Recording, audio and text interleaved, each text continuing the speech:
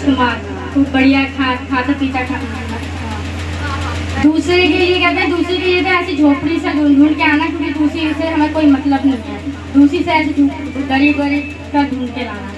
वो चिढ़ते इसलिए क्योंकि वो उसके माता पिता जो होते हैं वो भगवान में नहीं मानते हैं, नास्तिक होते हैं। और दोनों बहनें अमावस्या जो होती है वो सदैव बचपन से ही शिव गुरु का नाम जपती है, भगवान में आस्था रखती है। और जो पूर्णिमा होती है वो कभी भी अपने मतलब भगवान का नाम नहीं लेती, अपने माता पिता जैसी होती है, अपने माता पिता जैसी होती है, कभी भी भगवान में आस्था नहीं रखती है। तो इस बात पर उसके माता पिता बहुत चिढ़ते हैं कि मतलब ये भगवान का नाम क्यों जपती है, हमारे जैसी क्यों नहीं है। तो जब नाई जाता है तो बड़ी बेटी पूर्णिमा के लिए तो बहुत अच्छा रिश्ता ढूंढ के लाता है राजकुमार, और दूसरी बेटी के लिए देखता है कि झोपड़ी है, गरीब माँ बाप हैं, तो वहीं पर ही रिश्ता तय कर जाता है। तो एक दिन दोनों की बारात आती है, दोनों की शादी हो जाती है, तो दोनों बहनें एक ही नगर में ब्याह दी जाती है। हाँ, तो एक दिन जो पूर्णिमा होती है उसकी सास ना भगवान में बहुत मानती होती है, तो वो एक दिन शिव चर्चा करवाती है। तो सबको गांव में बुलावा देती है, तो उस अपनी बहू से बोलती है कि तुम मतलब अपनी बहन को ही बुला लो, तुम्हारी बहन भी तुम्हारे नगर में है। हाँ। बुला लो भाई, देखो शिव गुरु में तो सबको बुलाना चाहिए। हाँ। बाकी आना है उनका फर्ज है। हाँ। तो उसकी बहन इतनी चिढ़ती होती है, कहती नहीं मैं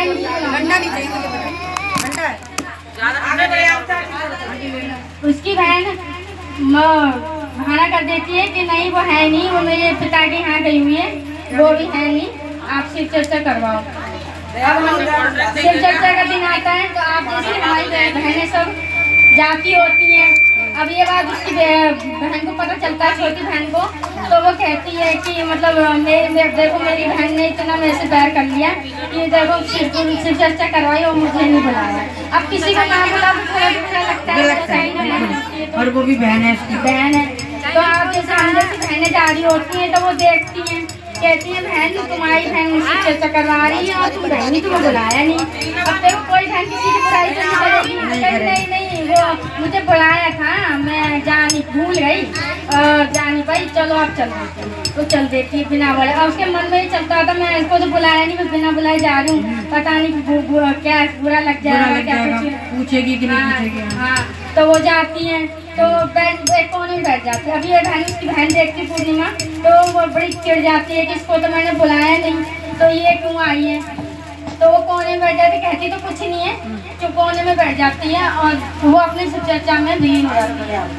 तो जब शिव चर्चा खत्म होता है तो प्रसाद है, प्रसाद सबको बांट दिया जाता है, पर अपनी बहन को नहीं देती। और देखो प्रसाद से तो किसी से भी वंचित नहीं रहती, प्रसाद तो सबका ही होता है। तो अब ये बात उसको बहुत बुरी लगती है कि मेरे को मेरी बहन ने एक तो बुलाया भी नहीं, ऊपर से प्रसाद भी नहीं दिया। वो दुखी होके और चली जाती है और उन बहनों से कह देती है जो साथ में, तो कहती है मैं घर में कह देना जाके कि मैं अपनी मायके जा रही हूँ कुछ दिन के लिए और मैं चिंता ना करें, मैं कुछ दिन में आ जाऊँगी। जब वो जाती है तो जब मायके जाती है नदी पड़ती है, नहीं नदी शुरू में जाती है तो एक मंदिर पड़ता है, मंदिर पड़ता है हनुमान जी का। तो हनुमान जी का मंदिर पड़ता है, तो हनुमान जी अपना रूप धर के बाहर बैठे होते हैं और कहते हैं बेटा हमारे ना ये हमें निला धुला दो, मंदिर की सफाई कर दो, हमसे काम नहीं होता। तो वो देखो बहुत सच्चे दिल की होती है, वो कर देती है, निला धुला देती है और काम मंदिर से सफाई कर देती है, खिला पिला देती है। फिर आगे बढ़ती है तो उसे एक तुलसी का पौधा मिलता है, तो तुलसी का पौधा बहुत कूड़ा कबाड़ा होता है, उस पर कोई सफाई नहीं होती है, तो तुलसी की साफ सफाई करके उस पर दिया जला देती है, पूजा कर देती है। फिर वो आगे जाती है तो उसको एक भोले बाबा का मंदिर मिलता है, तो वहाँ भी वो साफ सफाई कर देती है, वहाँ भी भोले बाबा अपना रूप धर के बैठे होते हैं, तो उनको नहला धुला देती है और सफाई कर देती है मंदिर में और चली जाती है। फिर आगे आती तो मैया जी का मिलता है, मैया जी के भी मंदिर साफ कर देती है।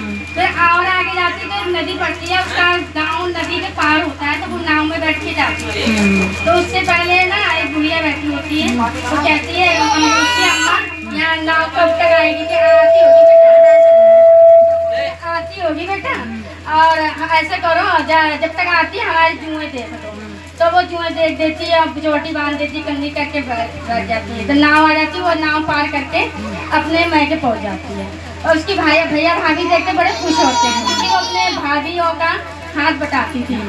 तो वो जाती है, बड़े खुश होते हैं, तो काम वाम करवाती है, जाती है और हाथ तक सामत होती है। अगले दिन चल देती है कि चलो मैं जाती हूँ, तो मेरे घर वाले चिंता कर रहे हैं। तो उसकी भाभी होती हैं तो कुछ बांध देती हैं, 3-4 थैले, एक थैला दे देती हैं कि ये लो बच्चों के लिए कुछ सामान है खाने पीने का, ये क्योंकि उसकी भाभी को पता होता है कि वो गरीब है, स्थिति कैसी है उसकी।